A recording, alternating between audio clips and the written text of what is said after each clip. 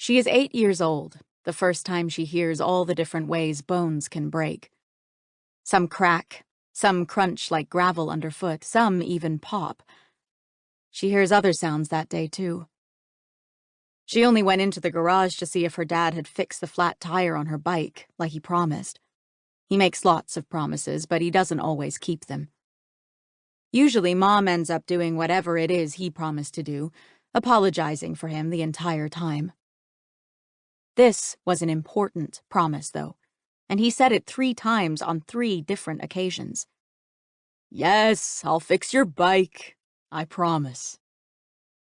But when she gets to the garage, she doesn't see her dad.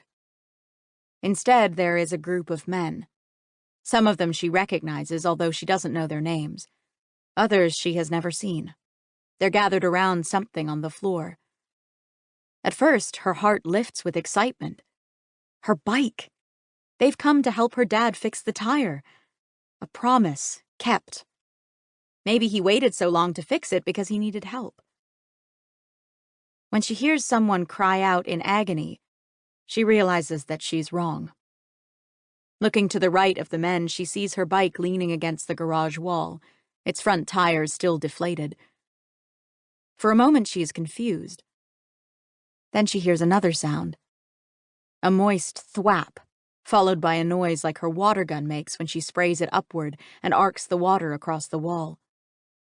After that comes a gurgling. Inside her chest, something pinches. It feels funny when she breathes. The men haven't seen her yet, and she is afraid of what will happen if they do. The door back to the house seems miles away, and yet she can't go forward. The men are talking now, their postures loosening, and she's afraid they'll turn around and see her. Without thought, her feet carry her into a corner of the garage opposite her bike. She finds a hiding place behind a snowblower and folds herself down into the smallest shape her body can make. She concentrates on the pinching feeling inside her body and the way her breath seems to hitch and catch when she tries to take in air.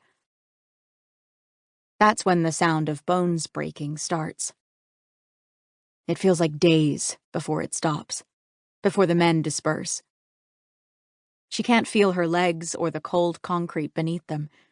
In fact, everything feels numb, like it's a dream. She wonders if it is a dream when one of the men appears looking down at her, his big bushy eyebrows knit with concern. She's not even scared when he reaches down and lifts her from her hiding place. She recognizes him as one of her dad's good friends. She doesn't know his real name. Her dad calls him Mug. She knows it's a nickname because she once asked her mom why Dad's friend was named after a cup. "It's a nickname, P. Kind of like how I call you P because you're a sweet pea." "Did you see that, sweetheart?" Mug asked softly, quietly. P doesn't answer. She doesn't want to talk about that. She just wants her bike fixed.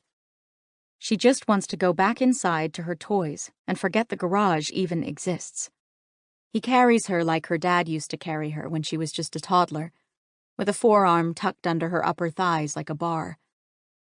Back in the house, everything is silent and sunny and warm. He sets her down on the couch, careful with her like she's made of glass. "Listen, sweetheart," he says. "How about we don't talk to your parents about that, okay? They've got a lot on their minds, and they'll be upset if they knew you saw that." P nods, because she doesn't even want to think about that.